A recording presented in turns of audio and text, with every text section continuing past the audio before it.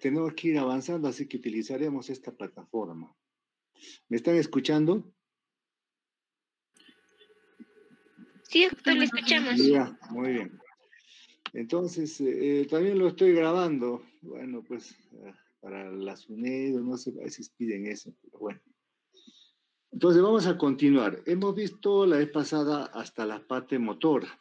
Ahora vamos a ver la parte de la sensibilidad, ¿no? La parte de la sensibilidad a veces es un poco, diríamos, eh, ética, diríamos, hay que tener cuestiones de ética porque si uno va a examinar a una dama de pies a cabeza y uno es varón, tiene que tener a la mano una persona que esté al lado, sobre todo mujer, si es posible que firme una autorización de que ha aceptado examinarla, ¿no? Todo eso porque al final ustedes saben que hay tocamientos indebidos y puede uno traerse a veces, ¿no?, unas cosas, entonces mejor hacerlo como se debe hacer, ¿no? Entonces, veamos un poco la introducción entonces. El sistema sensitivo tiene pues como finalidad relacionar a los individuos con el medio externo. Cada tipo de sensación depende de estímulos que producen excitabilidad mediante una adecuada activación. Hay receptores por todo el cuerpo, ¿no? Receptores térmicos, por ejemplo. Los impulsos son transmitidos del sistema nervioso central. Ustedes saben que el área prosrolándica, ¿no?, el lóbulo parietal, por los nervios sensitivos y vías aferentes y transportan a través de tractos espinosos y centros superiores para su conexión, respuesta o reflejos. Cosas que uno, por ejemplo, le quema la mano, inmediatamente sube para arriba, va al lóbulo parietal, para el postcentral y inmediatamente se pasa al precentral. ¿Para qué? Para que saque la mano, pues, ¿no? Eso es rápido, instantáneo. Entonces, para evaluar la sensibilidad, el explorador necesita que el paciente se encuentre alerta, que comprenda las preguntas que se le formulan, que sea cooperador y que no tenga efectos de alguna droga o fármaco que pudiera modificar las sensaciones. La exploración se realiza de forma simétrica y comparativa, y el paciente deberá mantenerse con los ojos cerrados para reconocimiento. Y la discriminación de la sensibilidad. Se procederá en horizontal y en vertical sin ser repetidos en las pruebas para no incomodar al paciente. Asimismo, el paciente debe interpretar cada una de las sensaciones percibidas y describirlas. Los requisitos fundamentales para el examen de la sensibilidad tenemos que considerar algunos. Por ejemplo, el paciente debe estar, hemos dicho, en alerta y cooperar. Por eso es que uno primero tiene que hacer es ganarse la confianza del paciente, porque si no, así nomás no va a colaborar el paciente. Entonces ustedes tienen que ver la forma de ver cómo lo hacen, cómo está su aspecto fisionómico de ustedes para esa entrevista, ¿no? Si están todos de cierta forma, de repente el paciente va a dudar, pero si van de alguna otra forma, van a permitir que les acepte, ¿no?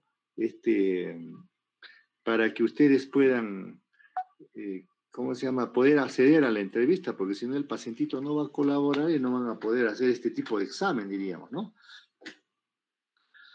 Entonces, a veces, en ocasiones, es necesario posponer la exploración, si el paciente se encuentra fatigado, por ejemplo. De hecho, el examen habrá que repetir al menos de una vez para confirmar los hallazgos. El paciente debe comprender los procedimientos y estar dispuesto a cooperar, así como entender e interpretar las preguntas, las órdenes que ustedes les van a dar. Por lo tanto, nuestro lenguaje debe ser claro y sencillo, para que nos pueda entender.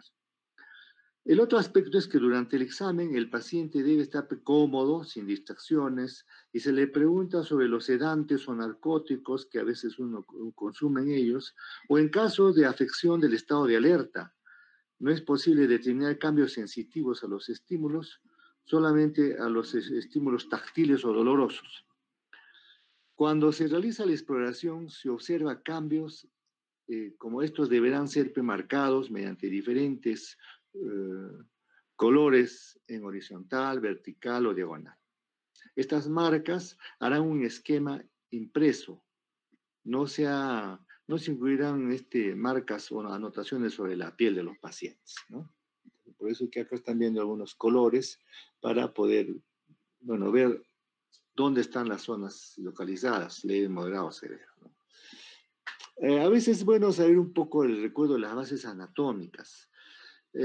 Todas las sensaciones son específicamente individuales y cada uno de los tipos de sensaciones responde solo a ciertos estímulos, de manera que se producen impulsos con una sola variedad de sensación. Los estímulos viajan como impulsos llevados por fibras nerviosas individuales a la raíz dorsal posterior para ascender por los tractos espinotalámicos anterior y espinotalámico lateral. Cruzan al lado contralateral dos segmentos por encima del ingreso. Entonces, el cordón posterior de la médula cruza en los núcleos de Gold y Burdach, o gracilis y coniatus, hacia el tallo cerebral a través del hemisferio medio, para dirigirse hacia el tálamo, estructura de relevo, y posteriormente a la corteza sensitiva, ¿no?, que mencionamos hace un momento. Las anomalías de la sensibilidad se caracterizan por un incremento de la sensibilidad, sensaciones mal interpretadas y pérdida de la sensibilidad. El incremento en la sensibilidad usualmente se manifiesta por dolor, hiperpatía, incluso alodinia, que son sensaciones desagradables en grado variable, como resultado de una estimulación excesiva de determinadas fibras o tractos. La gravedad del dolor depende de los factores como el tejido afectado, la duración, la extensión y la calidad del estímulo. Habitualmente el dolor se acompaña de estados emocionales y otras reacciones físicas que pueda tener el paciente. Las sensaciones mal interpretadas adoptan la forma de parestesia, disestesias y sensaciones fantasmas que se asocian con la irritabilidad de los receptores. Las fibras o las vías, ahí el examinador deberá determinar si el paciente es consciente de dichos cambios sensitivos. Le preguntaremos, pues, si nota dolor, parestesias o pérdida de la sensibilidad, adormecimientos, calor o frío, sensación de quemazón. A veces uno tiene esto, me está punzando, dice, ¿no? Al igual que sensación de presión, ¿no?, como si tuviera un peso encima, ¿no?, distensión, o dónde está mayor peso, en qué parte del cuerpo, al igual que la sensación de como si lo estuviesen jalando, ¿no? Por lo tanto, se debe investigar la intensidad, la distribución exacta, la duración, la periodicidad y los factores que incrementan o disminuyen la sensibilidad. Tipos de sensibilidad. Existen varios tipos. Por ejemplo, diremos primero que estas sensaciones deben clasificarse en varias categorías. Por ejemplo, las sensaciones somáticas o las sensaciones viscerales. Presentan variedades generales y especiales. La mayoría de estas sensaciones pueden ser examinadas clínicamente. Por su parte, los términos de sensibilidad epicrítica y protopática, que seguramente ustedes han escuchado en fisiología o anatomía, se prefieren al tipo de sensibilidad que se perciben. En la protopática, el estímulo es primitivo, difuso, grotesco, no se logra diferenciar y responde a estímulos múltiples. La sensibilidad epicrítica es una disminución fina, localizada y exacta que permite diferenciar los estímulos y prevalece sobre la protopática. Estos son los términos históricos y prácticamente en desuso, ¿no?, pero todavía clásicamente se les menciona. Por su exploración, actualmente la sensibilidad se divide por modalidades primarias y secundarias o corticales. Las primarias, ¿cuáles son? Son el tacto, el dolor, la temperatura, presión, posición articular, vibración y dolor profundo. Las modalidades secundarias o corticales requieren de interpretación de la sensibilidad primaria y tienen incluso una connotación emotiva asociada. Necesitan además áreas de asociación del lóbulo parietal y para su exploración se incluyen discriminación de 2 puntos, por ejemplo la asterognosia, la grafoestesia, ¿no? Los múltiples términos existentes sobre la denominación de la sensibilidad obligan a repasar, pues, los conceptos y el origen de las palabras para su definición y la correcta asignación durante la exploración. Recordemos, por ejemplo, que la algesia se refiere a dolor y la estesia implica percepción sensitiva. Por lo tanto, la hiperalgesia será una sensibilidad dolorosa aumentada. Y la disestesia corresponde a una deformidad de la sensibilidad que conlleva molestias, e hipoestesia es la disminución de la sensibilidad táctil, ¿no? Veamos la ecteroceptiva, ¿no? La sensibilidad ecteroceptiva, aquí vemos que las modalidades aquí evaluadas serán el dolor, la temperatura y el tacto superficial. La sensación del dolor y la temperatura responden a impulsos que se manifiestan como sensibilidad de las terminaciones libres en la piel y las membranas mucosas. Viajan a través de las fibras nerviosas no mielinizadas de tipo C, ¿no? Son las del dolor. Y algunas mielinizadas del tipo A, delta, hacia la raíz del ganglio dorsal, que envía axones al tracto de Lissauer para su entrada en la sustancia gris medular en su porción posterior.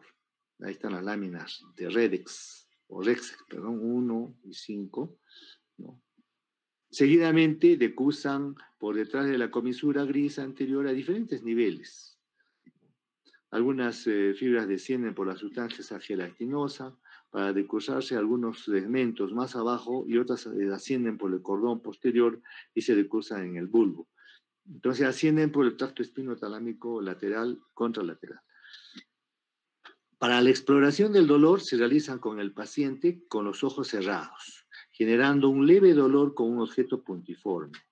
No utilicen, a veces uno utiliza la aguja hipodérmica porque lo tienen a la mano, pero eso corta, ¿no? Puede ser romo, un alfiler, algo así, ¿no? Preferible, ¿no? Entonces, hay que, preferentemente que lo que van a usar sea pues desechable, ¿no? O con la rueda de Wartenberg, ¿no? Que tiene múltiples puntas, romas, simétricas. De forma comparativa se explora el esquema corporal, incluyendo todos y cada uno de los segmentos corporales, cuello, tronco, extremidades, sin olvidar que la exploración debe ser la porción anterior y posterior del cuerpo, en especial por anomalías de la región cara. La normalidad es la percepción dolorosa, prácticamente idéntica. El explorador no debe sugerir sitios específicos o zonas en los que la percepción dolorosa puede ser más o menos intensa. Para la exploración de la temperatura, se procede de la misma manera en los diferentes segmentos corporales, de forma comparativa y simétrica, siempre un lado, después el otro. Pero generalmente a veces empezamos por el lado sano, ¿no? Si tenemos, por ejemplo, un problema talámico que es de un hemicuerpo, empezamos por el lado sano, pues comparamos. Pero con un estímulo caliente o puede ser frío, para que el individuo defina la percepción. Debe cuidarse de que los estímulos no sean intensos o lesivos para el paciente. Puede utilizarse tubos de ensayo cálidos o elementos metálicos fríos. Para evaluar la sensación al tacto, tiene uno su origen en terminaciones libres especializadas en la piel y en las membranas de las mucosas. Para examinar el tacto se utilizan estímulos ligeros como cepillos de las cerdas delgadas, pueden utilizar un algodón, por ejemplo, una pieza de papel o incluso yemas de los dedos, pues si no encuentran nada más. La exploración repite lo descrito en el dolor y la temperatura. Se realiza la forma comparativa y simétrica en todo el esquema corporal y el paciente debe permanecer con los ojos cerrados y responder afirmativamente cuando perciba el tacto. La sensibilidad propioceptiva. Aquí encontramos que las modalidades de exploración son la sensación de movimiento o sinestesia, la posición de vibración, la presión y el dolor profundo. Estas sensaciones provienen de tejidos profundos, principalmente los músculos, ligamentos, huesos, tendones y articulaciones, y ascienden en la médula espinal por el cordón posterior hasta los núcleos de Gold y Burdach para llegar por el tallo al tálamo e integrarse a la corteza parietal. No olvidemos, la corteza frontal es motora, la corteza parietal está la sensibilidad. Entonces, la sinestesia es la sensación en la cual se percibe el movimiento muscular. La posición se refiere a la noción del espacio que guarda una articulación.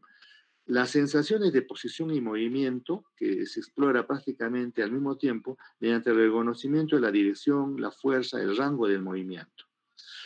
La batiestesia o posición es una sensibilidad profunda que proviene de los músculos y las articulaciones. Se examina clínicamente mediante el movimiento pasivo. Se lleva a cabo en pacientes con los ojos cerrados, se toman con los dedos de forma suave las caras laterales del primer dedo del pie y se hacen movimientos libres de flexión y extensión. El movimiento debe ser lento y termina en una posición arriba o abajo. El paciente deberá informar en qué posición percibe por el dedo, ¿no? El signo de Romberg examina estrictamente la sensibilidad propioceptiva. De las 3 aferencias que existen para conservar el equilibrio, ya sea la visual, la vestibular y la propioceptiva, basta con 2, ¿no? En esta prueba se examinan la aferencia visual, se coloca al paciente de pie con los pies juntos y se le pide que cierre los ojos. A veces se le indica que extiende el cuello. Normalmente no debe haber fluctuaciones ni oscilaciones. Si acaso movimientos menores que se compensan inmediatamente.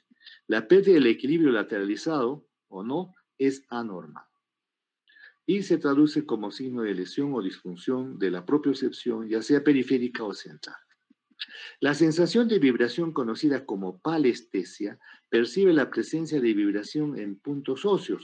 Se explora poniendo a vibrar un diapasón de 128 Hz y colocando sobre las prominencias óseas, ya sea articulaciones, metacarpo y metatarsofalángicas distales, maleolos, espinas tibiales anteriores, rótulas, espinas ilíacas anteroposteriores, puede ser en la cabeza del radio o el holócrano. ¿No? El sujeto debe decir si percibe la vibración por igual en todos los puntos y durante cuánto tiempo. El examinador compara las respuestas consigo mismo. Finalmente, el origen de la sensibilidad dolorosa profunda mediada por estimulación de órganos se sitúa debajo del nivel cutáneo. Es más difusa y menos localizada. Algunas maniobras para evaluar el dolor profundo se basan en la presión del tendón de Aquiles. Y ahí tenemos en el signo de Peters, ¿no? Manifestado por la pérdida de dolor al presionar la zona testicular. Tenemos también la sensibilidad visceral. Este tipo de sensibilidad proviene de los órganos internos, los cuales de los síntomas más pueden variar, ¿no? Sensaciones de plenitud, de distensión o de dolor, según el órgano. Puede haber dolor referido y es conveniente conocer los mapas publicados al respecto. Las fibras aferentes son el sistema nervioso autónomo. Debido a su naturaleza, la manera de explorarlo varía según el órgano involucrado. Y finalmente, la sensibilidad secundaria, también llamada o cortical. La sensibilidad cortical se extenderá mejor con la explicación referente a las agnosias. Sin embargo, los estímulos similares a la exploración de la sensibilidad estereoceptiva son utilizados para la discriminación de 2 puntos. La capacidad de la localización es mayor en la superficie de la región palmar y menor en la espalda. La grafoestesia, que es la habilidad para reconocer números o letras escritos sobre la piel, tiene implicaciones directas en la corteza parietal. La esterognosia es la habilidad de percibir y entender la forma y la naturaleza de los objetos mediante el tacto, así como su reconocimiento. Por su parte, se llama barognosia la apreciación, reconocimiento y diferenciación del peso y se explora en las manos. Habitualmente, en la sensibilidad cortical, ¿no?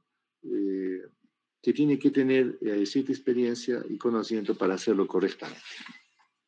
A veces en la primera no sale, en la segunda sí. Veamos ahora lo que es cerebelo y marcha.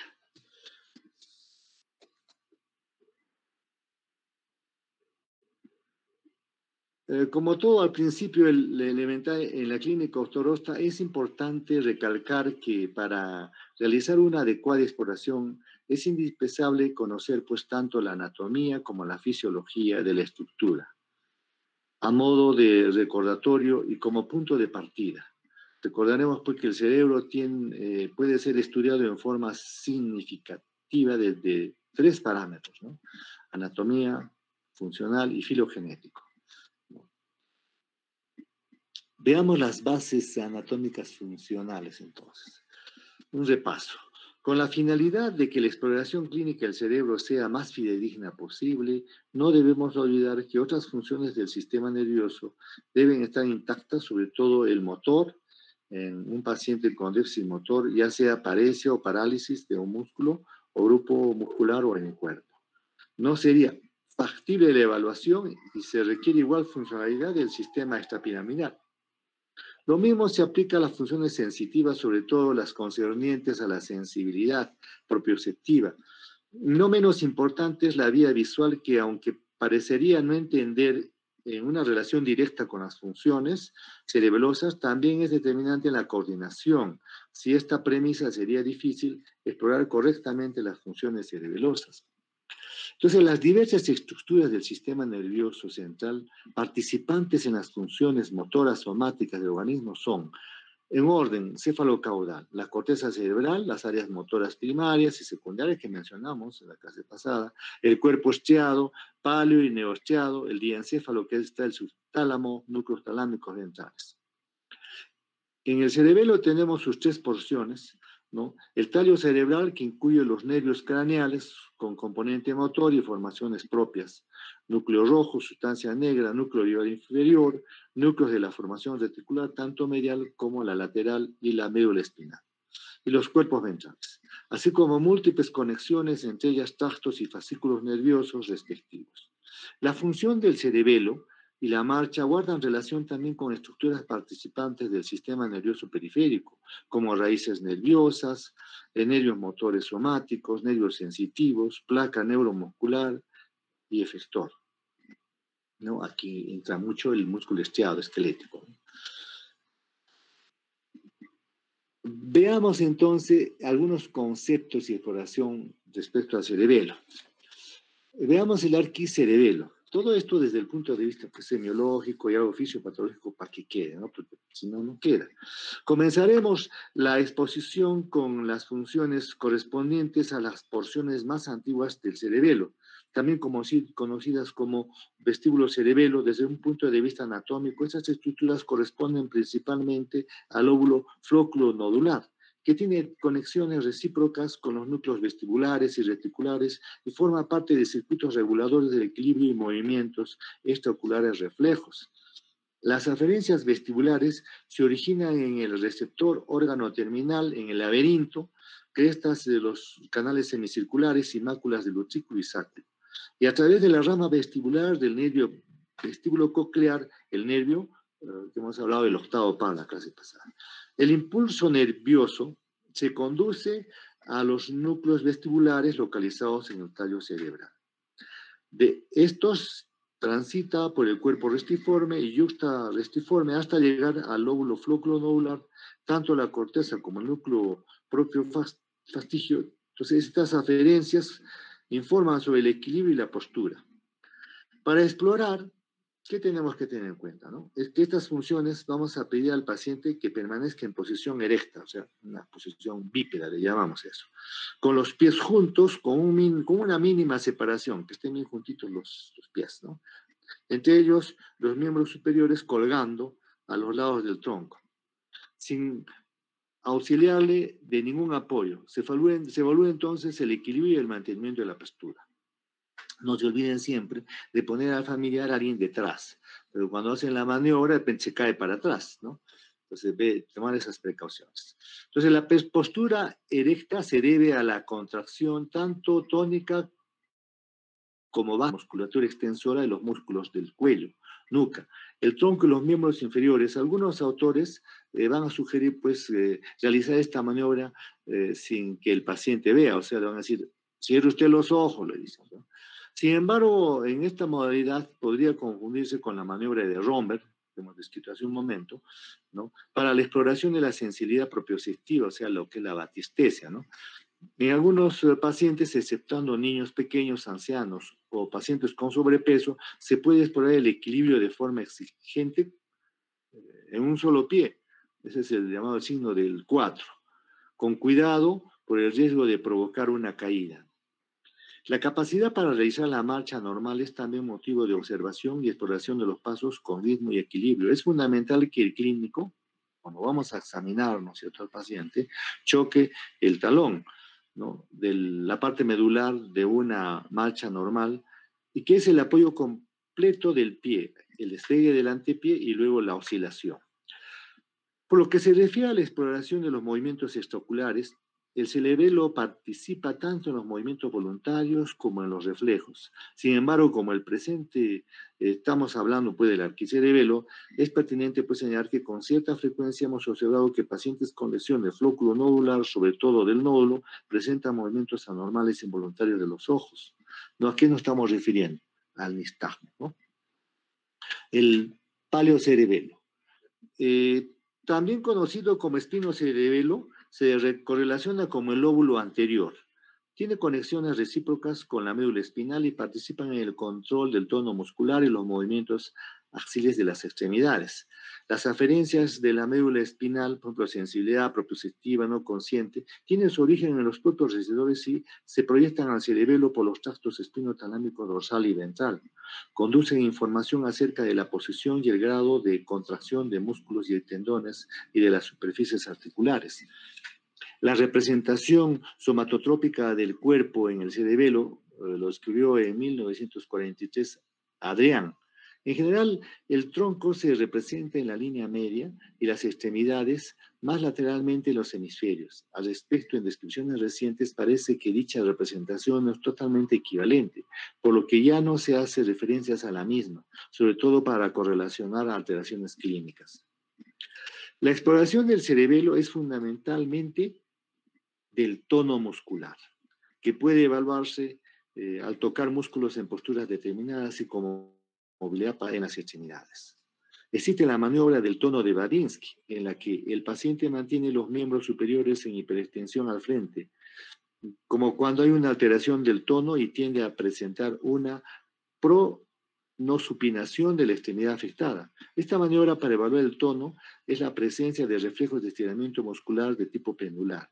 En especial, al evaluar es notorio en el reflejo patelar con el paciente sentado, para observar el péndulo de la extremidad inferior.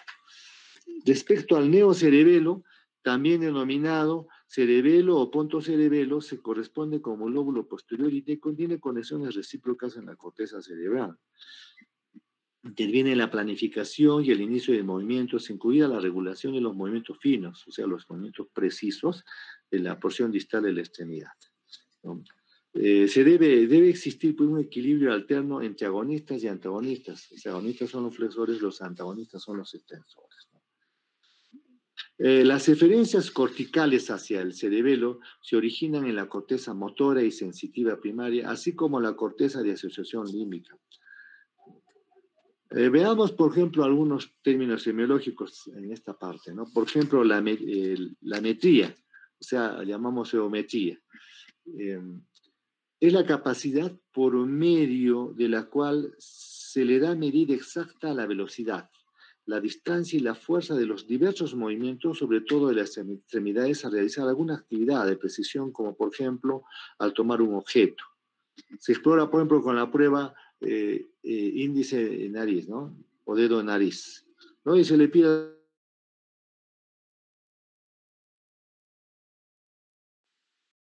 forma alternada. Tenemos también la diadococinesia, es la capacidad de ejercer movimientos voluntarios rítmicos alternos con grupos musculares funcionalmente opuestos, como por ejemplo pronación, supinación, ¿no? Se pide al paciente que realice este tipo de movimientos sobre su muslo o sobre una superficie plana con la palma y el dorso de la mano, ¿no? De forma simultánea con ambas manos, ¿no? Entonces, para miembros inferiores se usa la prueba talón-rodilla, pero solo solicitando que con el talón el paciente golpee la rodilla contralateral varias veces de manera rítmica, ¿no? La anomalía o incapacidad para realizar estas pruebas se denomina adiadococinesia o disdiadococinesia, ¿no? Entonces, se hace esto, diadococinesia. El paciente que tiene trastorno ahí no puede hacer esto, ¿no? La sinergia muscular, que es otro término que también utilizamos, que es la capacidad de la actividad coordinada entre varios grupos musculares o varios movimientos que normalmente se asocian a un grado propio, armonioso y secuencial que implica precisión. Un ejemplo consistiría en realizar movimientos voluntarios simples como caminar, bajar una escalera, ¿no? O movimientos complejos como escribir o hablar. Se explora con la observación de la marcha, ¿no? La marcha bípeda. El paciente tendrá la capacidad de caminar en línea recta sin apoyo, ¿no?, de ningún tipo. Cuando se detecta un leve defecto en la misma, se le solicita que camine con un pie detrás de otro, específicamente sobre una línea, y con la punta del pie casi pegado, con el talón del pie, contralateral. Esa es la prueba de tándem, ¿no? Se describe alteración si hay desviación hacia un lado u otro lado o hacia los dos. En los casos graves, si el paciente no puede realizar la prueba, no se le pondrá pues en riesgo porque se va a caer, ¿no? En la exploración se consignará que no se realizó por el riesgo de caída, ¿no? Tiene trastorno en la marcha, ¿no?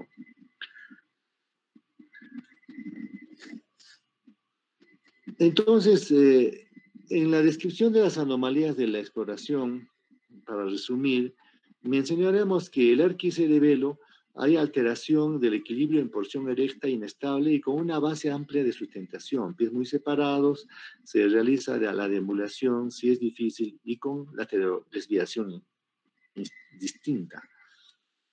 Aquí va a haber nistagmos, puede presentar vértigo. En el pariocerebelo vamos a encontrar hipotonía muscular generalizada, flacidez muscular, gran flexibilidad en las articulaciones, disminución de la resistencia al movimiento pasivo en las articulaciones y también reflejos pendulares, como mencionamos, ¿no? En el neocerebelo vamos a encontrar dismetría, pérdida para juzgar la distancia en rango de movimiento, el acto debe detenerse antes de alcanzar la meta o el individuo se pasará del punto deseado, pues. Asinergia o disinergia, disminución y pérdida de la respectiva al movimiento con funciones especiales que se manifiestan con movimientos torpes, ahí hay torpeza, ¿no?, irregulares. La alteración conlleva la velocidad y la habilidad requeridas para la actividad sincrónica. Los movimientos se descomponen en un efecto de robot o marioneta, ¿no? Adialococinesia o disdialococinesia, hemos mencionado, ¿no?, ausencia de dificultad. O sea, acá se pierde la habilidad para frenar un acto y seguirlo inmediatamente por su opositor. También se conoce como impedimento de movimientos alternantes rápidos. Aquí también encontramos en este neocerebelo la falta de control de la musculatura agonista.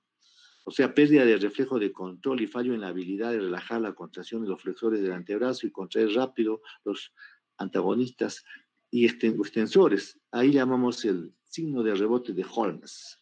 Movimientos anormales, también encontramos aquí como temblor de intención, ¿no?, cinético de acción. A veces en el Parkinson, como vamos a ver, en la enfermedad de Parkinson encontramos temblor en reposo, un gran porcentaje, pero a veces también de acción, pero ahí tenemos que hacer una disociación con el síndrome cerebeloso, ¿no?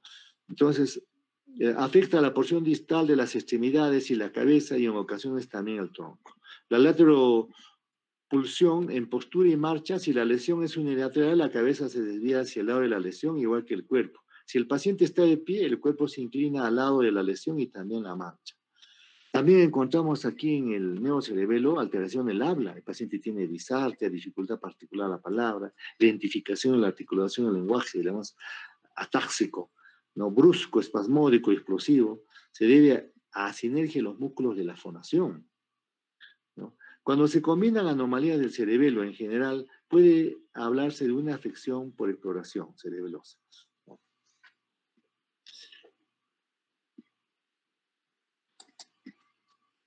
Entonces, hemos visto la sensibilidad. ¿Y dónde queda, pues, el sistema nervioso autónomo? ¿No? Aquí en introducción veremos cómo acá en la esquemita vemos, ¿no?, cómo todo el sistema nervioso va a sacar fibras autonómicas para todos los órganos. O sea, los órganos internos están inervados por sistema nervioso autónomo, ¿no?, corazón, estómago, todo lo demás. Entonces, la exploración del sistema nervioso autónomo está orientado a detectar manifestaciones que pueden o no hacer pensar en afecciones neurológicas. Podemos mencionar algunas de ellas que serán motivo de reflexión para pensar en trastornos disautonómicos, como el caso de hipertensión ortostática, sudoración, síncope, palpitaciones, constipación, disfagia, saciedad temprana, anorexia, diarrea nocturna primordialmente, ¿no?, de retención urinaria, urgencia urinaria, disfunción eréctil, defectos de eyaculación retrógrada, incontinencia urinaria o fecal, y otras más también, ¿no? El sistema nervioso autónomo consiste pues en una vía aferente somática y un sistema nervioso central de integración compleja, cerebro, médula espinal, y dos eferentes, el sistema nervioso simpático y el sistema nervioso parasimpático. La noradrenalina es el neurotransmisor liberado en las terminaciones nerviosas simpáticas, mientras que la acetilcolina es de terminaciones parasimpáticas. La importancia de conocer los métodos de exploración del sistema nervioso autónomo es una valiosa herramienta diagnóstico en patologías en las que la disfunción autonómica es la clave para el tratamiento de las mismas. Una de las manifestaciones frecuentes del fallo autonómico simpático es la hipotensión ortostática, que se debe explorar como intolerancia ortostática. Implica vértigo, astenia, visión borrosa, incapacidad para concentrarse, palidez, ansiedad, palpitaciones y sudoración con el esfuerzo físico, después de una comida abundante o al permanecer a temperaturas altas. Tenemos las pruebas cardiovasculares, por ejemplo, la hipotensión ortostática. El paciente deberá estar en el cúbito supino, o por lo menos durante 20 a 10 minutos, en una mesa de etil, o sea, basculante, mientras se mide la presión arterial y la cama se eleva a 70 grados. Después de tomar también la presión arterial con el paciente de pie, estas mediciones son suficientes para detectar la hipotensión ortostática por denervación simpática, ya sea causa central o periférica, o como es el caso de una atrofia multisistémica, o la neuropatía periférica, respectivamente, de pacientes diabéticos, ¿no? La hipotensión ortostática se define como la caída de 20 milímetros de mercurio o más, considerando que no necesariamente un fallo autonómico explica los resultados positivos, sino también el uso de medicamentos, el grado de hidratación del paciente, haber permanecido mucho tiempo en reposo o también la edad avanzada. O sea, hay que ver varios aspectos acá, ¿no? La prueba de la respiración máxima. Esta prueba está basada en fenómenos fisiológicos de arritmia sinusal. Con el paciente en decúbito supino se procede a tomar un riesgo electrocardiográfico basal y después se registra durante 5 ciclos respiratorios. La maniobra de Valsalva es otra herramienta en la valoración de la disfunción autonómica en la que se revisa al paciente en posición de decúbito supino, en reposo y como monitoreación electrocardiográfica. El paciente debe realizar una expiración forzada soplando a través de una boquilla conectada a un manguito de presión y deberá elevar la columna del mercurio por encima de 40 milímetros de mercurio durante 15 segundos, ¿no? Pruebas sudomotoras. El sudor termorregulador. Las condiciones de valoración son las mismas que en las pruebas antes citadas. Con el paciente en reposo se procede a elevar la temperatura a 1 grado centígrado usando una cámara cubierta con plástico y con una solución oleosa de yodo para pintar la piel de la cara y las extremidades. En el momento en el que comienza la sudoración se aplica polvo de almidón en la piel. Eso llamamos el test de Minor, ¿no? De tal forma que en las zonas en donde exista hidrosis no se produce cambios en la coloración, ¿no? La sudoración se colorea de azul. El reflejo sudomotor axonal se aplica acetilcolina localmente en la piel del antebrazo y la cara anterior de la pierna para determinar la producción de sudoración mediante ionoforesis, con el objeto de activar un reflejo axonal postganglionar. Entonces, cuando nosotros tenemos también las pruebas aquí adrenérgicas, ¿no? Las pruebas adrenérgicas, aquí tenemos la prueba simpática de la piel, ¿no?, locutánea. Esta prueba es polisináptica, se mide la respuesta de la palma de las manos y la planta de los pies utilizando un electromiógrafo, ¿no? Un electrodo activo en la planta y la palma y uno positivo en el dorso de la mano y el pie, con un registro de baja frecuencia de 0.5 Hz con velocidad de barrido de 500 milisegundos por división. Entonces acá buscamos una anomalía en la disminución de la amplitud de la onda. También hay el colirio de la pilocarpina a 0.05%. Esta prueba aporta información sobre la función simpática del músculo del iris. Se coloca 2 o 3 gotas y se mide el diámetro de la pupila antes de 20 minutos después de la instilación. Sujetos normales no ocurre cambio pupilar, pero en los pacientes con respuesta normal por denervación se produce una miosis que denota una hipersensibilidad al estímulo por denervación.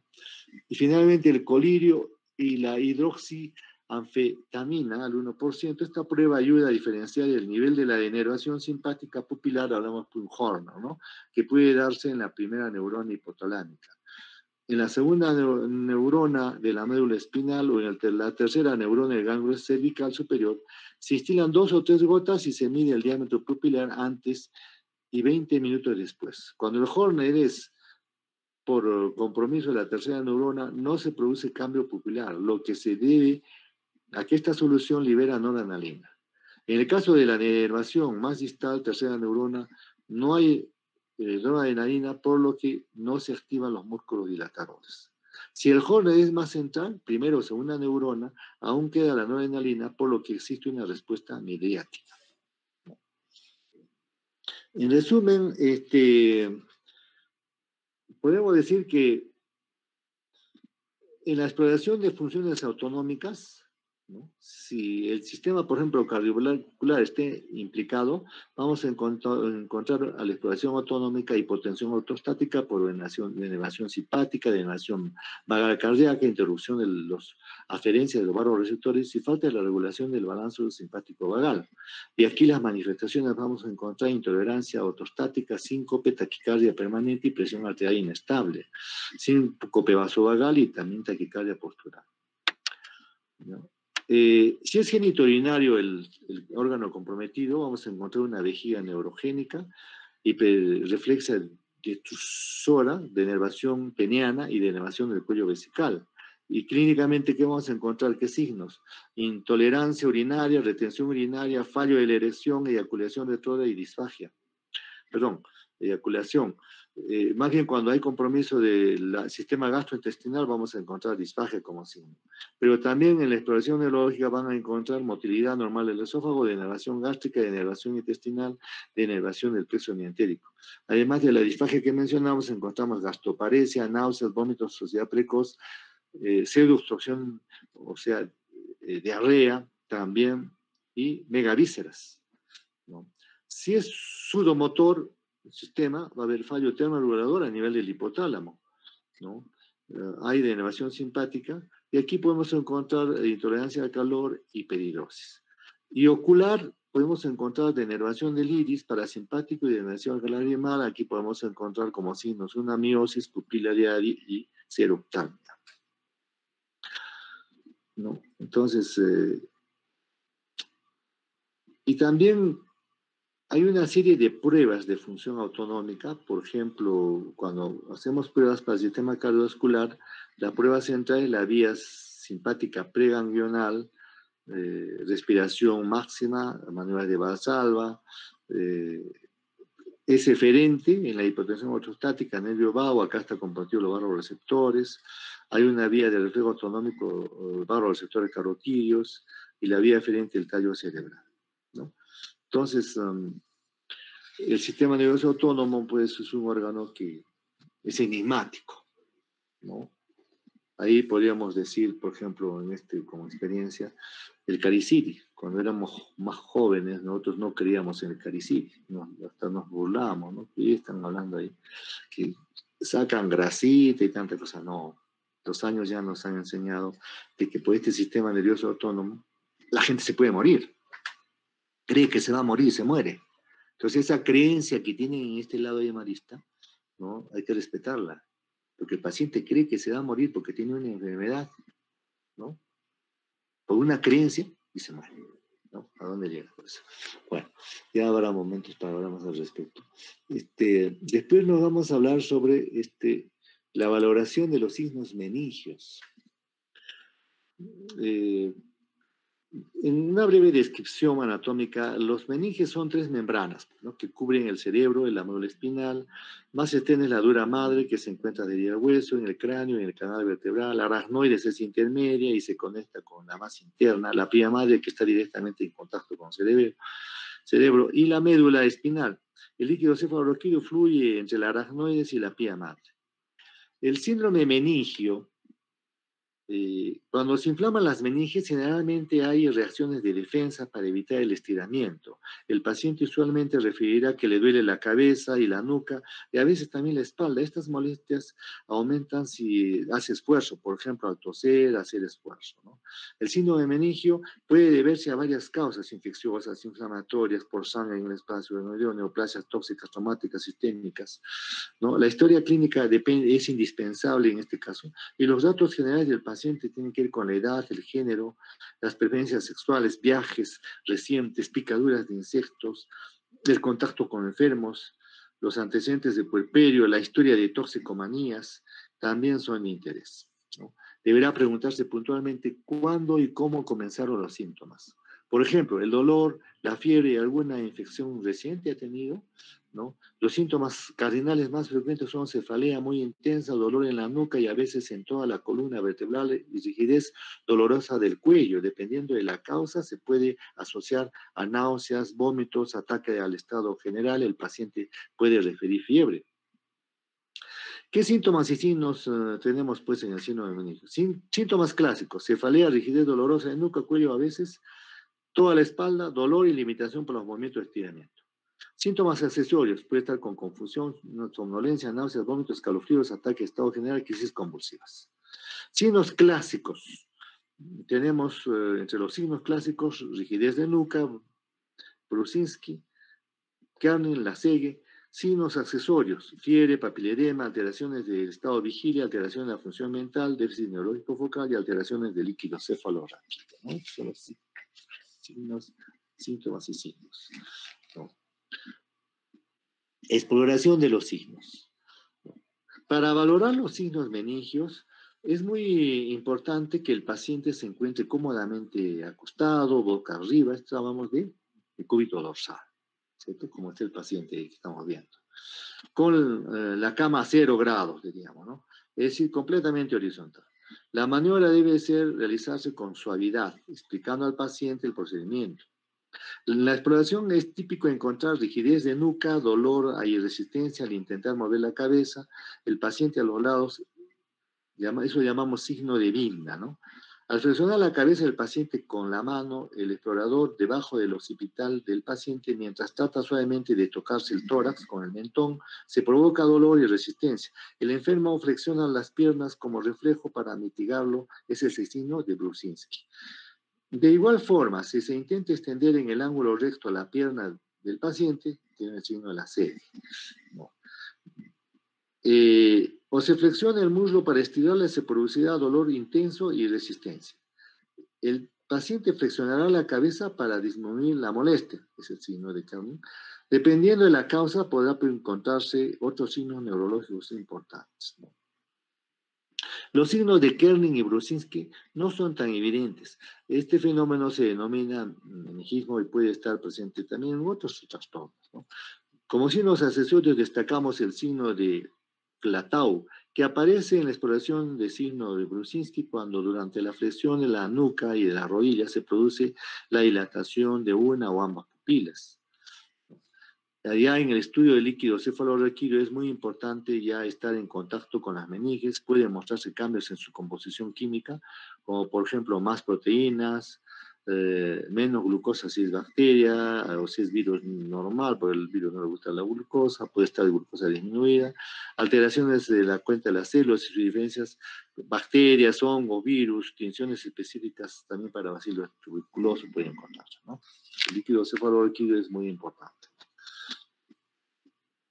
¿Qué causas difusas o locales del síndrome de irritación meningia? Entre las causas difusas del síndrome meningio tenemos meningitis virales, bacteriales, por hongos, asépticas, etc. Hemorragia de por choque de calor, ruptura de quistes, tumores, abscesos, inyecciones en espacio anuario, contraste a veces los medicamentos, todo antésicos, todo eso puede producir trastornos ahí también. Meningismo por infecciones sistémicas también puede haber. Causas de locales de irritación meningia: tumor en el agujero occipital o cerca de él, tumores intrarraquídeos, abscesos epidurales, paraespinales, hernias discales con compresión radicular, inflamación e infección también del disco intervertebral, ¿no? En conclusión, durante el síndrome meningio genino puede ser causado por varias etiologías, todas potencialmente graves, ¿no? Requiere de detección y tratamiento urgente, para lo cual es preciso estar bien preparado para identificar al enfermo con rigidez dolorosa de cuello, resistencia al estiramiento, porque podría tener este síndrome y buscar ayuda de inmediato. No ha de olvidarse que no siempre se encuentran presentes todos los síntomas y signos, ¿no? Pero lo cierto es que si uno no actúa rápido ante una meningitis o una meningoencefalitis, esto deja secuela. Aquí hay que actuar rápidamente, al menos en esta parte del mundo y del país. Tenemos que actuar empíricamente, porque hasta que se hagan los resultados muchas veces hay errores también.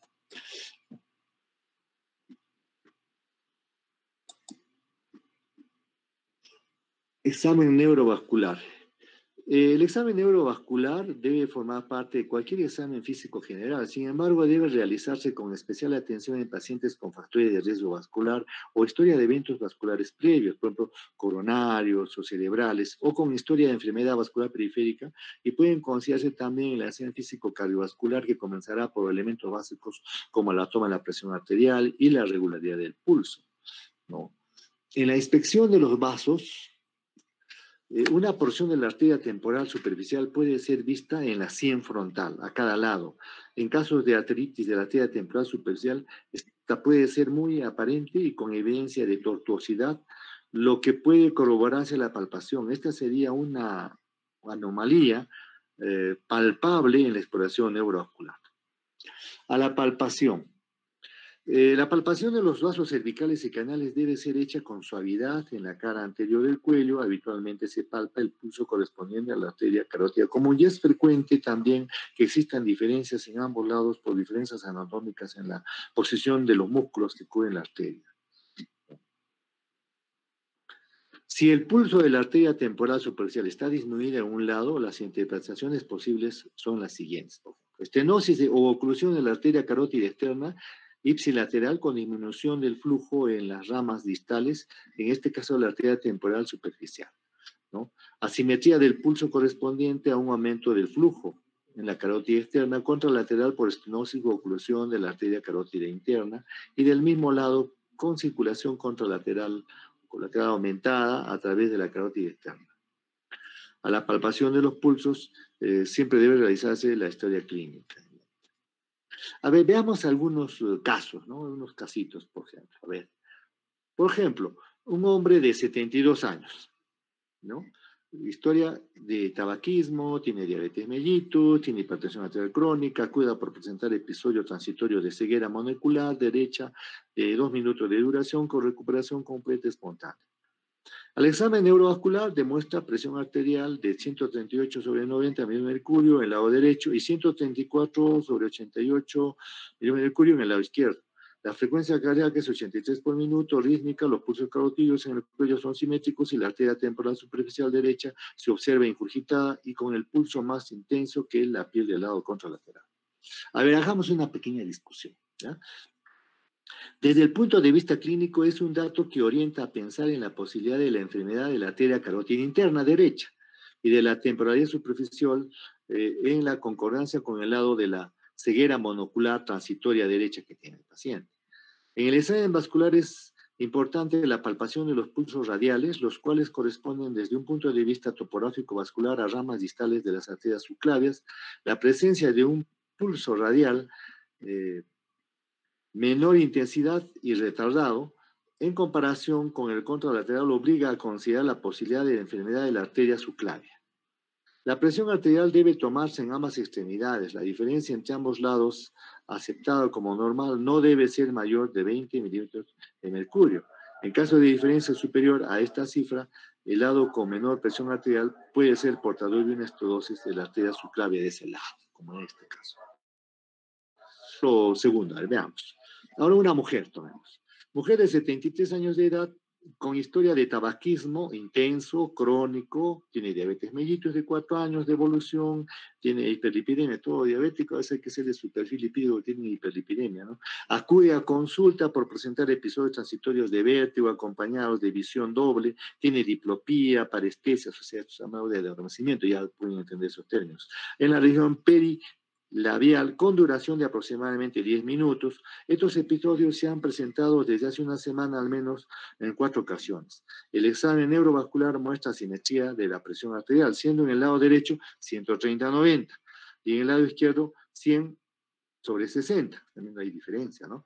De medio mercurio. El pulso radial es de menor intensidad y se palpa con retardo en comparación con el contralateral.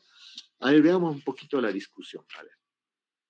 Las manifestaciones de vértigo con diplopía y parestesias perilabiales apuntan claramente al tallo cerebral, el cual está irrigado por el sistema vertebrovascular.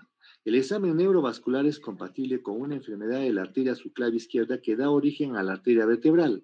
La realización de este tipo de correlación clínico-vascular es muy importante en cada paciente sintomático. El resto de pulsos periféricos debe tomarse para detectar evidencia de enfermedad arterial a otros niveles, aunque no tengan la relación topográfica con la circulación cerebral. Los pulsos inguinales, popliteos y pedios deben explorarse en busca de enfermedad arterial periférica, la cual con frecuencia coexiste en pacientes con enfermedad vascular cerebral o con factores de riesgo como diabetes mellitus. Es importante tener en cuenta que en pacientes ancianos con dolor lumbar agudo, la presencia de pulsos disminuidos en amplitud e intensidad en las extremidades inferiores obliga a considerar la posibilidad de un aneurisma disecante de la aorta abdominal. Y a la auscultación de los vasos cervicales ofrece una importante evidencia en relación con el flujo sanguíneo. En ese nivel, para algunas regiones, como los globos oculares o la región supraclavicular, debe utilizarse el estetoscopio de campana, ¿no? La auscultación debe iniciarse en la exploración precordial con los ruidos cardíacos. Bueno, seguramente todo esto ya ustedes lo han visto en semiología cardiovascular. Hay otras maniobras especiales aquí en oftalmoscopía. Por ejemplo, la maniobra de la hiperextensión del cuello, ¿no? En ocasiones la costilla cervical supernumeraria no es completa y su extremo anterior está libre. Para el diagnóstico desempeña un papel importante de la maniobra de hiperextensión del cuello y se le indica que lleve la cabeza hacia atrás. Se palpa el pulso radial en el que existe estiramiento de la arteria subclavia. Si aparecen síntomas y disminución de la desaparición del pulso radial y cubital durante la maniobra, ¿no? Por ejemplo, la maniobra de Abson.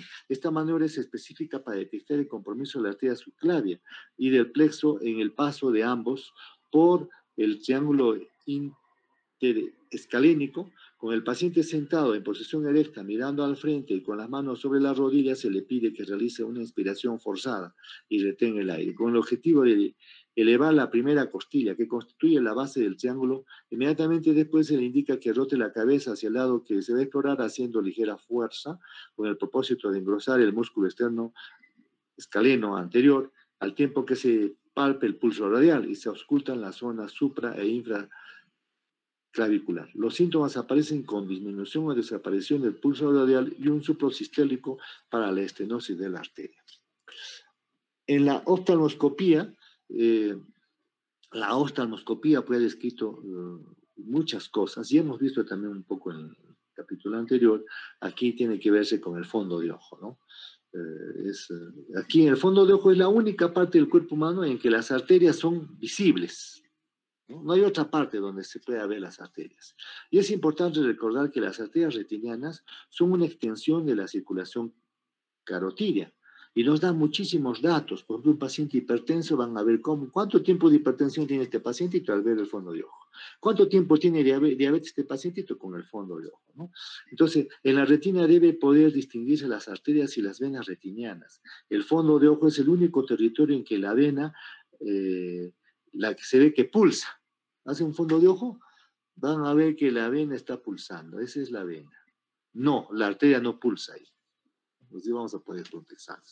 La retina debe observarse en busca de oclusiones arteriales o venosas, émbolos que pueden ser de distintos materiales. Pueden ser, por ejemplo, colesterol, fibrinoplaquetarios, calcio, tumorales. Debe buscarse hemorragias, exudados, algodonosos, éxtasis y microaneurismas. Me acuerdo que una vez fui a ustedes cuando hagan su residencia, van a encontrar cosas interesantes, depende de las sedes donde vayan, ¿no? Si es un hospital nivel 4, nivel 5, te van a rotar también en el extranjero. y me acuerdo que fue ahí una clasecita, a veces algunas universidades dan clases, en San Marcos les dan clases como los colegios, igual en Estados Unidos. Entonces el residente sale bien formadito, pues, ¿no? No como otros rotan, al final, pues como si salen residentes, y hay diferencia entre un residente que ha salido de acá y otro residente que ha salido de acá, ¿no? El otro, pues, ha avanzado, está más preparado, bueno. Y bueno, asistí a la clase por ahí una pasadita y le estaba dictando un especialista sobre fondos de ojo a los que van a ser endocrinólogos. Más de una hora sobre fondo de ojo. Tanto les he hablado sobre el fondo de ojo. A veces uno no sabe ni idea de lo que hay, pero cuando uno escucha tantas cosas ahí minuciosas, es que es así, pues. Los están preparando, los están formando bien. El objetivo que tenemos los seres humanos es compartir. Por ejemplo, nosotros, sus profesores, ya nos vamos a ir, pero compartimos nuestras experiencias y conocimientos con ustedes, que van a ser los futuros médicos y nos van a reemplazar. Ese es el objetivo también de la vida. Y finalmente, el examen cardiológico. Entonces, aquí, por ejemplo, ya les revisar en detalle, pues voy a insistir en que todo el examen neurovascular debe ir acompañado de una adecuada auscultación cardíaca. La auscultación cardíaca valora básicamente las alteraciones del ritmo y la patología vascular. Pues hemos visto que nosotros los neurólogos muchas veces molestamos mucho a los cardiólogos, sobre todo en este capítulo de vasculares, porque muchos problemas vasculares cerebrales, pues la culpa la tiene el corazón, ¿no? El sistema cardiovascular, ¿no? Y es que está mandando trombos, problemas al cerebro, y por eso es que el pacientito ha hecho, por ejemplo, un EVC isquémico, ¿no? O que comúnmente llaman derrame. Bien.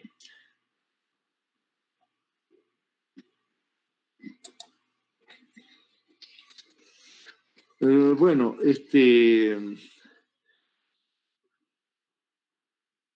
dictamos a veces a sus compañeritos, si no me equivoco, el grupo pasado, no nos alcanzó el tiempo, no. No nos alcanzó el tiempo es que muy poco tiempo, y esto que hacemos 3, 4 horas, de 8 de la mañana a casi 10 de la mañana, imagínense, no alcanza el tiempo, son 12 horas, en 3 sesiones, y no logramos hablar un poco, claro, se habló de exámenes físicos, todo ya muy bien, pero hay algo que también con ustedes que están llevando semiología, saber algo de las enfermedades, sino qué cosas van a ir a preguntar al paciente. Si no saben qué van a preguntar, se quedan mudos, ¿no? Ya pueden hacer exámenes físicos, semiología, signos, síntomas, todo eso ya muy bien. Semiología de signos y síntomas y síndromes. Ya hasta síndromes, perfecto. Pero es bueno tocar algunos aspectos nosográficos en general, porque eso se va a volver a tocar en el capítulo de neurología, para poder ir preguntarle al pacientito. Por ejemplo, ¿no? Si tiene cefalea, ¿cómo le duele? ¿Cuándo le duele? Todas esas cositas, ¿no? Entonces, no alcanzó el tiempo, de repente con ustedes hacemos algo de eso para que tengan conocimiento de qué van a ir a preguntar. No se les ha alimentado qué van a preguntar, se quedan mudos. Entonces sí pueden hacer su examen, pero hay que ir un poco en eso. Esa es la idea también de completar aquí, porque en el otro grupo no nos faltó tiempo realmente. Entonces veamos acá dentro de la semiología neurológica los principios de diagnóstico, ¿no? Entonces, el interrogatorio y la anamnesis en la exploración física son las bases del diagnóstico neurológico, a pesar del desarrollo de las técnicas neurofisiológicas y la imagen que ha tenido, pues, en estas últimas décadas, diríamos, ¿no? Entonces, la anamnesis y la exploración debe interpretarse siempre como términos anatómicos y fisiológicos, pues la queja del enfermo no apunta necesariamente al lugar de la lesión, como puede ocurrir como un síntoma urinario, renal, gastrointestinal. Por ejemplo, un problema de torpeza en una mano puede tener un origen de afección del nervio periférico, músculo, médula, cerebelo, ganglios basales o corteza motora. Entonces, pueden distinguirse dos niveles principales de diagnóstico que deben satisfacerse ante un trastorno neurológico. Primero es el diagnóstico sindrómico, en el que el conjunto de síntomas y signos, por ejemplo, la presencia de un síndrome de cráneo hipertensivo y que se caracteriza por cefalea, náuseas, vómitos y papilledema, más evidencia de que un síndrome piramidal unilateral, desproporcional con predominio del déficit de una mano, de la mano, y un síndrome convulsivo parcial localizado a la mano obliga a localizar la lesión a nivel del hemisferio cortical frontal contralateral. Hay una serie de técnicas aquí, por ejemplo, técnicas complementarias para el diagnóstico. análisis de líquido cefalorraquídeo, como hemos mencionado, ¿no? Para ver cómo está, por ejemplo, se ven las proteínas, la glucosa, ¿no? También las células, obtener el valor inferior, por ejemplo, un manómetro para ver la presión, ¿no? Normal es hasta 180 milímetros de mercurio, ¿no? Y de agua hasta 20 centímetros de agua, ¿no? Porque hay dos formas como se puede medir, ¿no? Y las técnicas complementarias que evalúan las funciones, ¿no? Por ejemplo, la técnica clásica del registro de la actividad eléctrica, un electroencefalograma, un electromiograma, ahora antes se dio otros, el electromagnetoencefalograma, o sea, están saliendo cada vez más cosas. Y las neuroimágenes, tenemos pues hoy en día, cuando yo estudié neurología, me acuerdo que era bien traumático, ¿no? Que era una neumoencefalografía, le metían aire al paciente que lo hacían gritar y dice, ¿quién quiere agarrar esa especialidad? Ese pobre paciente, ¿no? Los hacían sufrir, traumáticas eran los procedimientos. Hoy en día, ¿no? Vino la tomografía, ahora gozamos, ¿no? Los neurólogos, ¿no? Tomografía por acá, por el cerebro, nos ayuda bastante la tomografía, ¿no? Y no solo eso, la resonancia ha salido, ahora todas las neuroimágenes, ¿cómo se llama? Funcionales, el SPEL, ¿no? E incluso hasta la resonancia magnética nuclear a colores, imagínense, esto está avanzando, pero cada vez más y más. Ahora los colegas tienen su tomógrafo en su consultorio particular, mete la cabecita, el paciente ya está saliendo.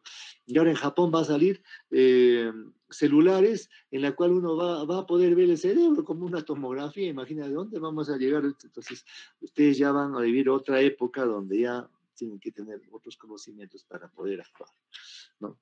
En conclusión, tenemos que hay una serie de especialidades más extensas en cuanto a ver las estructuras y los tipos celulares, ¿no?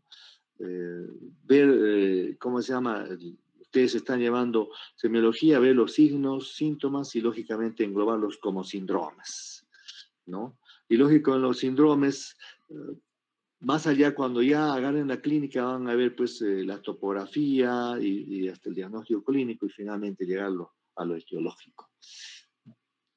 Veamos entonces algunas de estas enfermedades, así a grandes rasgos, que se van a volver a tocar en neurología. Por ejemplo, la cefalea, como síntoma de enfermedad, porque el paciente viene con dolor de cabeza y no le encuentran nada, solo se está quejando, ¿no? Entonces, la cefalea es un síntoma muy común, que se manifiesta como una cefalea dolorosa, de intensidad variable, localizada en la bóveda craneal. Y en la región cervical, se refiere a la población general a un momento de su vida, alguien ha presentado un tipo de dolor de cabeza, dicen que del 90 al 95%, y que puede deberse a múltiples causas, ¿no?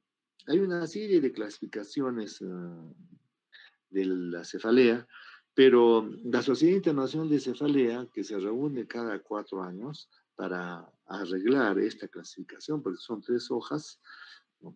Cefaleas primarias, cefaleas secundarias, las primarias están en la migraña, tipo tensional, racimo, cefalea Horton, pues acá están viendo, por ejemplo, una cefalea primaria tipo tensional y esta cefalea Horton, ¿no? Que es como la migraña bien dolorosa, con ojo rojo, hay Horner y el paciente va a emergencia. Y ya sabe el paciente cómo le viene el dolor, todo eso, ¿no? Y las cefaleas secundarias, ¿no? Desde un traumatismo, tumor, etcétera, etcétera, hasta procesos infecciosos, ¿no? Entonces, pero ¿cómo hacen pues la semiología de una cefalea? Por ejemplo, la historia familiar, veamos. Se preguntará si existe algún familiar de primer grado que también presente esta cefalea que está presentando el paciente. De repente dice, sí tengo mi abuela, su mamá es migrañosa, ya está. Y ahí migraña hemipléjica, ¿por qué? El pacientito le duele la cabeza y después presenta hemiplegia, un problema, es familiar genético, ¿no? La edad, el inicio de la cefalea. Es muy importante conocer si la cefalea se ha presentado desde la infancia, en la adolescencia. En las cefaleas primarias suele iniciarse a la edad productiva. En casos que comienzan después de los 50 años, debe pensarse en primer lugar una cefalea secundaria. Así es como ustedes ven un pacientito que tiene dolor de cabeza después de cierta edad, ojo, hay que plantar los ojos ahí. Puede ser que no, hace que tenga un tumor. Hay que tener cuidado, ¿no? No tiene nada, solo dolor de cabeza. La localización de la cefalea, debemos determinar ¿Cómo es? Es unilateral, bilateral, ocular, occipital. La intensidad de la cefalea, ¿no? Tiene que graduarlo. Hay varias escalas, por ejemplo, de 0 a 10 puede ser una, ¿no? Las características de la cefalea se ven en el tipo. ¿Qué tipo de dolor es? Pulsátil, opresivo, punzante, doloroso, de tipo descarga, ¿no? La frecuencia y la duración de la cefalea se refiere si dura segundos, horas o días, pero igual si se trata de una cefalea episódica presente menos de 15 días al mes o en los últimos 3 meses o crónica, etcétera, etcétera, ¿no? El horario que presenta la cefalea, por ejemplo, el Horner, el Horton, perdón, la cefalea en racimos que están viendo aquí, ¿no? Este pacientito que viene con un dolor intenso, el paciente es capaz de decir, doctor, este dolor viene primavera, ya no, es mi martirio. Porque en la primavera me duele la cabeza. ¿Y sabe cómo viene? Mi ojo se pone rojo, lagrimea, me viene a las 4 de la tarde y 4:45 termina, ¿no? Todos los días, ¿no? O sea, cómo el paciente da el horario, sabe cómo le duele, es un dolor muy intenso, lógico, ya tiene su neurólogo probablemente, ya sabe qué hacer, cómo solucionar. Pasa la primera, ya desaparece, o sea, como el paciente tiene horario, tiene ciclo, todo, ¿no? ¿No? Y los síntomas acompañantes, como por ejemplo náuseas, vómitos, molestias, tiene fotofobia, fonofobia, osmofobia, lagrimeo, congestión nasal, debilidad muscular. Factores desencadenantes, algún alimento al sol, ayunas, olores, ¿no? Había una pacientita, me acuerdo que, doctor, no puede usar perfume. ¿Por qué? Porque le desencadenaba su migraña. Terrible, es terrible, ¿no? Es una serie de factores predisponentes, condicionantes y desencadenantes, que probablemente ya lo vamos a ver en neurología, ¿no? Y la historia del tratamiento farmacológico ha sido, o sea, tenemos pacientitos que están tomando un medicamento que le produce dolor de cabeza. Dijo usted, ¿cómo? Pues el paciente al principio le calmaba, todo bien, pero ahora le está produciendo el dolor de cabeza y el paciente no sabe, ¿no? Ahora tenemos que solucionar ese problema del paciente porque tiene cefalea por los medicamentos que está tomando, ¿no? Entonces, algunos tienen calendario, como hemos mencionado, ¿no? Después, los signos de alarma que hay en la cefalea, ¿no? La prevalencia de cefaleas depende, pues, de la edad, ¿no? Por ejemplo, ya que las cefaleas primarias frecuentemente aparecen, pues, de 20 a 40 años, ¿no? Algunas cefaleas secundarias son casi exclusivamente de esta edad. Por ejemplo, la arteritis de cefaleas células gigantes. Cuando hay arteritis tenemos que tener mucho cuidado porque puede perder, ¿no?, el lobo de la parte temporal, como os hablaba hace unos minutos, puede perder el ojo, tenemos que actuar rápido. También hay la cefalea ígnica, ¿ya? Primera cefalea o la peor cefalea. Se refiere a un nuevo tipo de cefalea que puede ser el primer episodio de una cefalea primaria de inicio y severo, que incluye la migraña, cefalea en racimo, cefalea del ejercicio, la cefalea orgásmica, ¿no? Hay migrañas que vienen con el orgasmo o que vienen con la ovulación. Todo el que viene de la ovulación, ya no, ya, su dolor de cabeza. O que le viene por la menstruación, la migraña de la menstruación. Está menstruando y le viene su migrañita, ¿no? Y también las migrañas, las cefaleas eh, precoital, coital y poscoital. Pero ahí tenemos que hacer diagnóstico diferencial, no hay que tenga un aneurisma, porque el 20% de las aneurismas se rompen en las relaciones sexuales, ¿no? Entonces hay que hacer una diferenciación, no vaya a ser que el paciente está en plena acción y se rompió el vaso, una hemorragia y también en UCI, ¿no? Entonces hay que hacer su evaluación si realmente es eso, una migrañita o tiene un aneurisma que tiene por ahí, ¿no? Después tenemos la cefalea en Tureno. Es una cefalea súbita severa de intensidad máxima dentro del primer minuto, sin evidencia de embarazo de aneurisma. Es un pequeño porcentaje, se asocia a aneurismas saculares, no rotos y vasoespasmo cerebral, ¿no? Entonces, ahí también de este grupo hay cefaleas primarias como la migraña, cefaleas secundarias, ahí tenemos que ver un aneurisma sacular, por ejemplo, ¿no? Las hemorragias por aneurysma es una cefalea súbita, explosiva, severa, continua y náuseas, vómitos. Hay que ver si hay algún signo focal. Pues promedio, una ruptura de un aneurisma, pues no hay que ver los 50 años, por ejemplo, ¿no? O de repente, ¿qué ha estado usted haciendo? He tenido relaciones íntimas con su pareja y comienza a tener este problema. Uy, hay que descartar esto, un aneurisma. Y la clasificación de las cefaleas, aquí, por ejemplo, tenemos que ver la recurrencia, ¿no? No voy a hacer que sea en racimos, una cefalea crónica diaria, puede ser unilateral o bilateral, las cefaleas diarias, cefaleas agudas o subagudas. Bueno, hay toda una serie de clasificación de dolores, que ya lo veremos cuando lleven el curso de neurología, ¿no? Y en conclusión, al evaluar un paciente con cefalea debe dársele la importancia que merece, ya que al ser una enfermedad tan frecuente y sin ningún marcador clínico, resulta indispensable saber y obtener una semiología adecuada que evite errores diagnósticos y permita proporcionar al paciente el trato y el manejo adecuado, ¿no? Entonces, de esa forma no se escapa.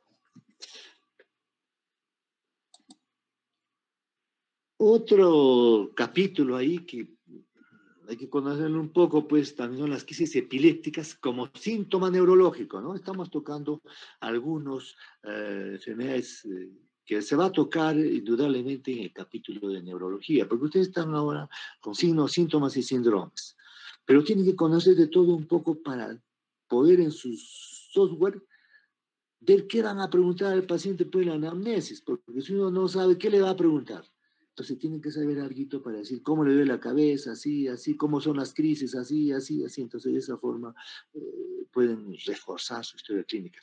Este es un inicio para ustedes, porque esta semiología lo que aprenden no es esto todo, van a seguir aprendiendo cuando lleven la clínica, ¿no? Que van a empezar el próximo año o parte de este año, ¿no?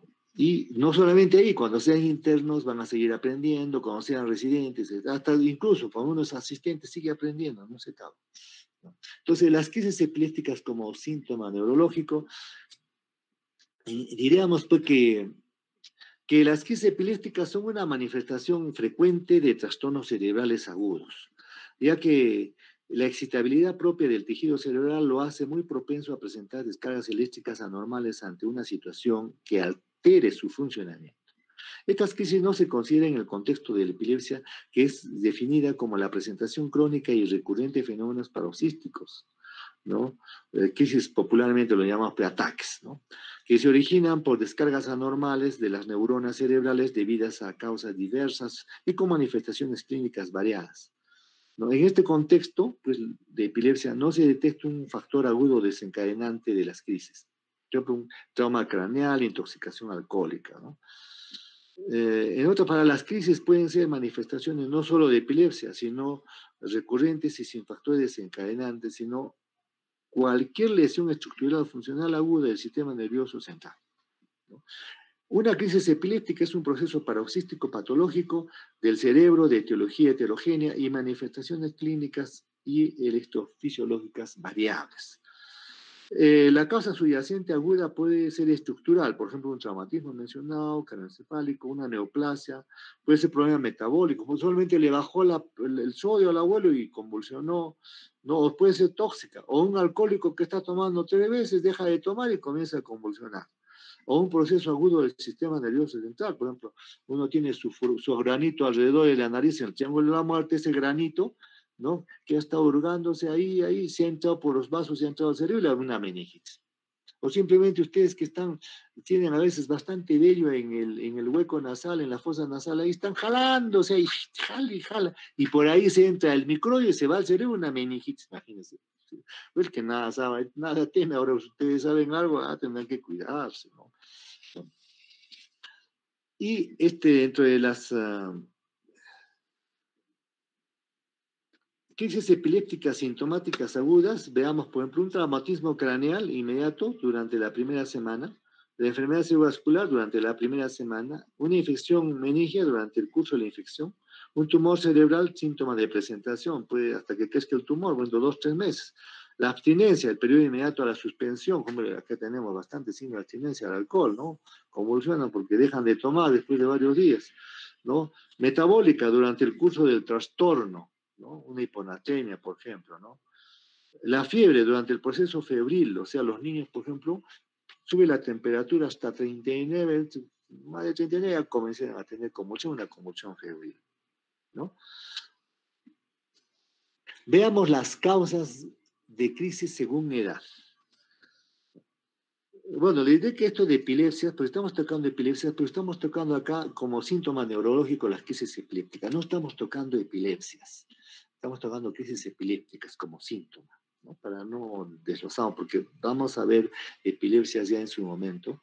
Y este capítulo de epilepsia pues, es inmenso. Es como un colega cuando estaba allá tuve esa oportunidad de irme al país del norte, entonces me decía, yo ya no veo otros pacientes neurológicos más que epilepsias, ¿no? ¿Por qué? Porque si ella trabaja de lunes a jueves, ¿no? 4 días, de 7 de la mañana hasta las 10, 11, 12 de la noche, trabajan todo el día, 4 días. Y viernes, sábado y domingo se van a distraerse a otro estado, se relajan, pues es lógico, porque eso uno trabaja hasta morir, entonces hay que darse pues su gusto, ¿no? Por ejemplo, ustedes van a tener su internado, se gradúan, ¿dónde se van? Váyanse a las Bahamas, si tienen plata, váyanse pues al Caribe, por ahí una semana, hay de todo, ahí, se lo merece. Entonces, ¿qué hacía? Decía, tengo citas de 80 pacientes que veo todo el día, 80.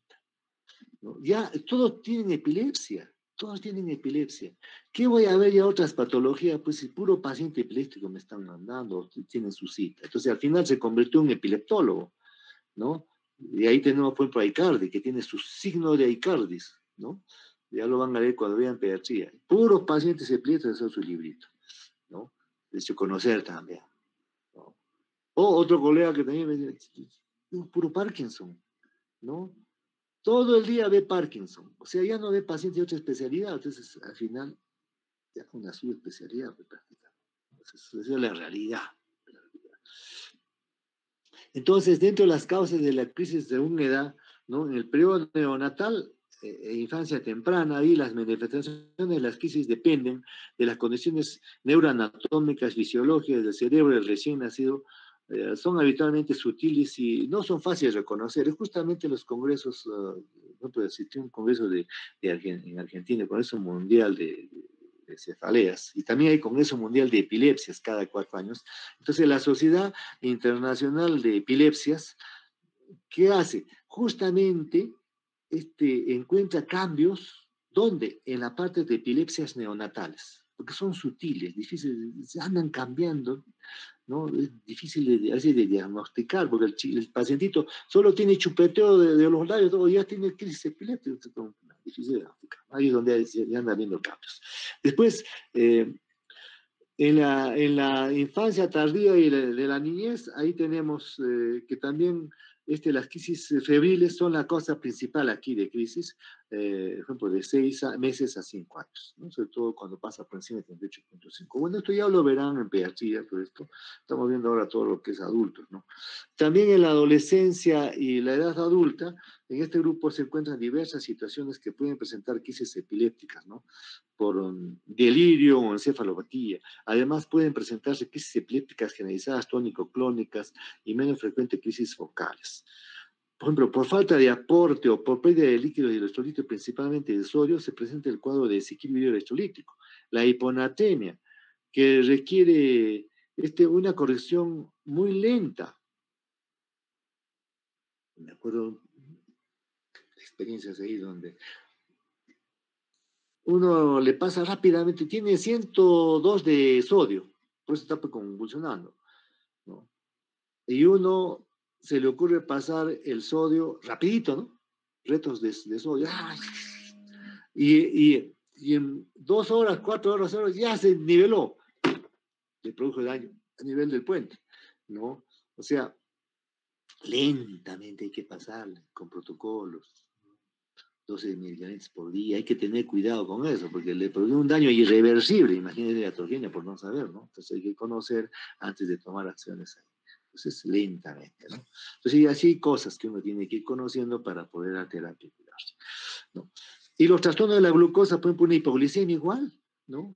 Provoca crisis habitualmente precedidas de sudoración, sensación de debilidad generalizada con, ¿no? El estado hiperosmolar que se encuentra en la cetoacidosis, por ejemplo. Entonces, hacen hipoglicemia y hay que reponerle, ¿no? Porque si no, las hipoglicemias son más terribles que las hiperglicemias, ¿no? Entonces hay que tener cuidado con las hipoglicemias, porque también producen cuadros irreversibles, ¿no? Como me acuerdo de un pacientito que me llamaron, incluso consulta a domicilio, güey, ¿no?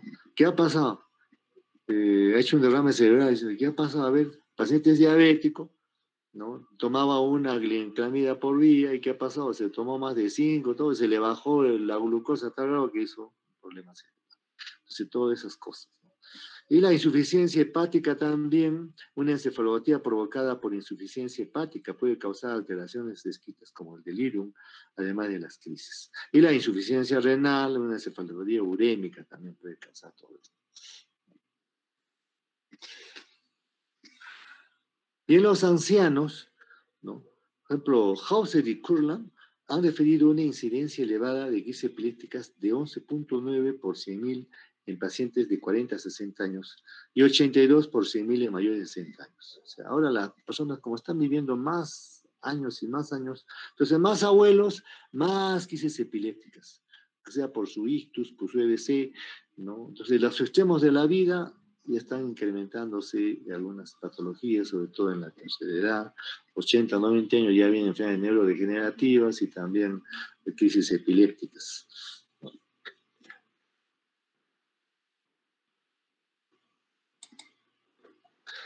Anomalías visuales de la enfermedad neurológica.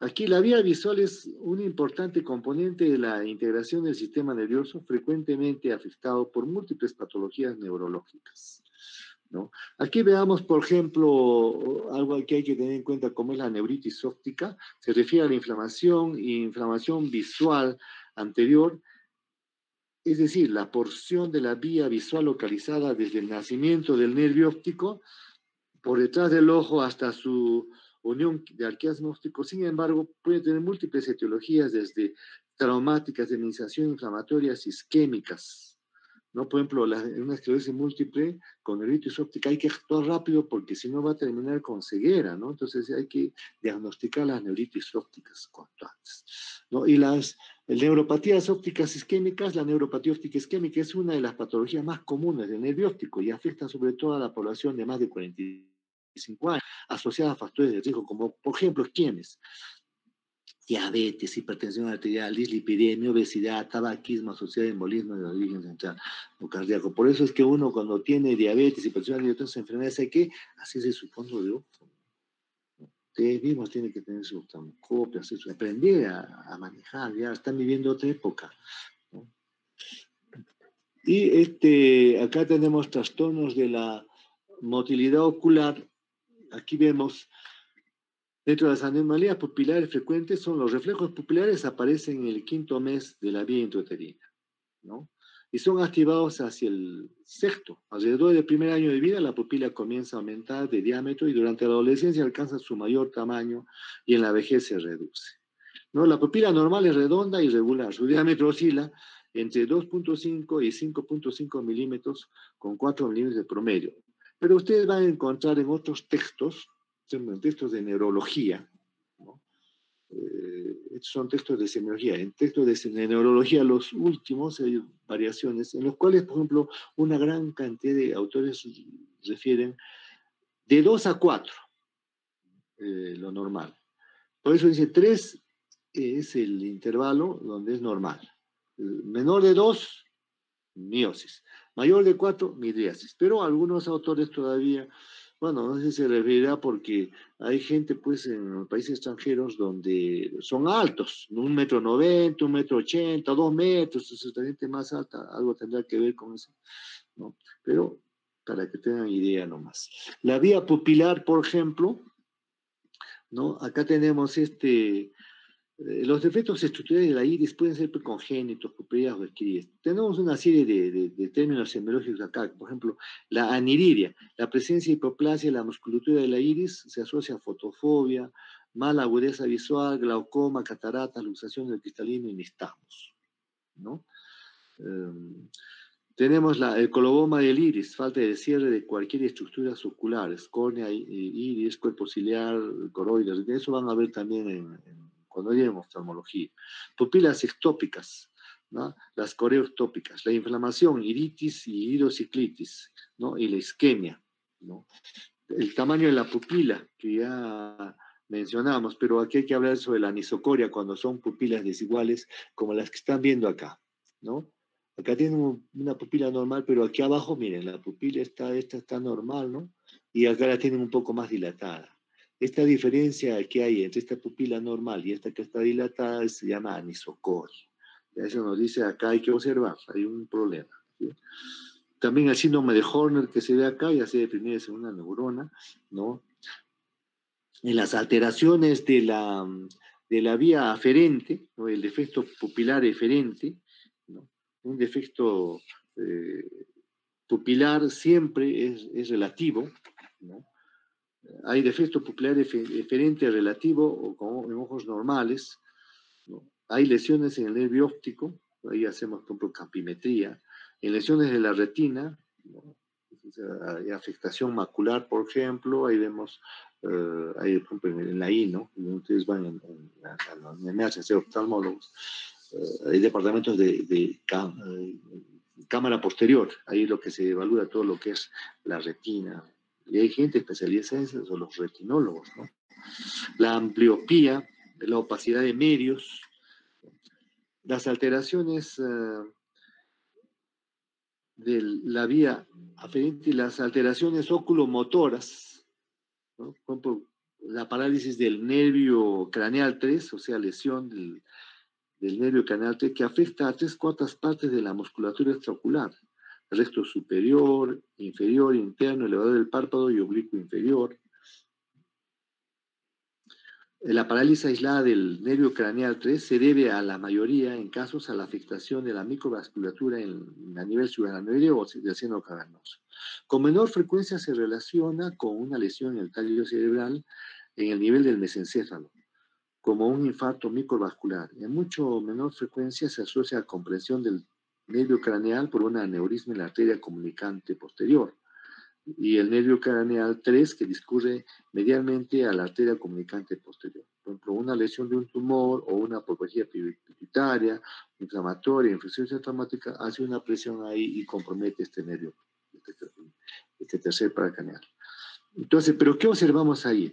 Se observa diplopía horizontal cuando la tosis no completa, en su mayoría, al ser la tosis completa es rara la diplopía. El ojo afectado se encuentra con tropía o hipotropía por dominancia del resto lateral y el oblicuo superior. Se considera parálisis incompleta del tercer paracraneal cuando no está afectada la pupila, la vía pupilar eferente parasimpática. La otra que hay en la parálisis oculomotora tenemos también, se acuerda que hablamos del patético, ¿no?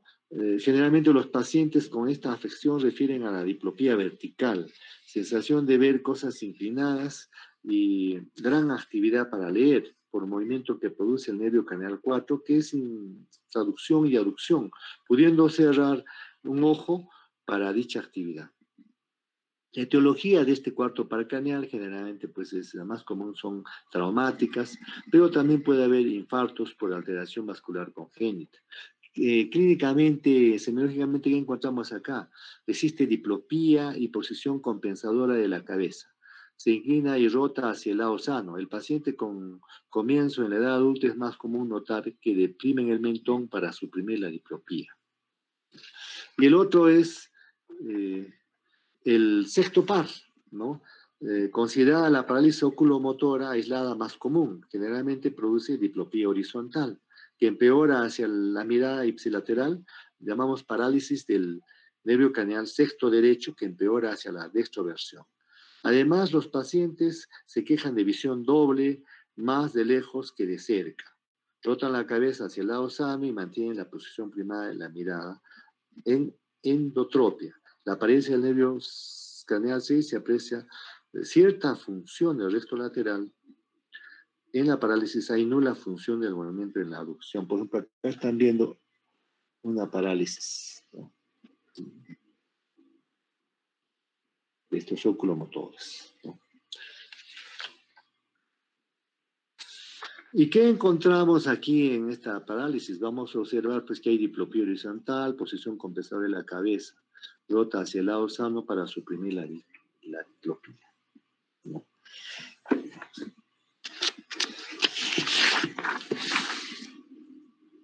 Bien, entonces vamos a tomar esto. Arapa Cueva, Presente, doctor. Calizaya Huacasi, Presente, doctor Caseo, casi. Buenos días. Canasa Calcina, Presente, doctor. Caria Pasa, Presente, doctor. Caso Larico, Presente, doctor. Cuno Guainillo, Chambicea Portilla, Presente, doctor. Chaiña Díaz, Presente, doctor. Chura Flores, Presente, doctor. Cruz Sosa, Presente, doctor. Flores Gómez, ya, Flores Gómez presente. Flores Dueñas, Presente, doctor. González Cayo, Presente, doctor. Anco Chambi, Huacantara Quirós, Presente, doctor. Huilla Oxa, Presente, doctor. Inquilla Pasa, Presente, doctor. Luque Apasa, Presente, doctor. ya, Luque Apasa presente. Machaca Cuba, Presente, doctor. Mamani Mendoza, Presente, Doctor. doctor. Mamani Vargas, Presente, Mamani doctor. Mendoza presente. Machaca Cuba presente. Mamani Vargas, Presente, doctor. Mamani Ronald, Presente, doctor. Merma Crota, Presente, doctor. Miranda Herrera, Presente, doctor. Presente, doctor. Turpo Cayo Presente, doctor. y Vázquez Atco. Ya está. Presente, doctor. Ya, Doctor. sí. Doctor. Nuevamente. A ver, Cuno Guainillo. Presente, doctor. Ya. Anco Chambi. No está. Presente, doctor. Anco Chambi está, o es su hermana. Ya. Presente. Después el otro, Puracá. Tristán. Ese no está. Uno que ha faltado. Bueno, Doctor, sí. le había escrito, doctor, el día de ayer. Es que Ya, mándame a mi WhatsApp los nombres de esas dos alumnas, ¿ya? Mándame. Ya, doctor. Ya.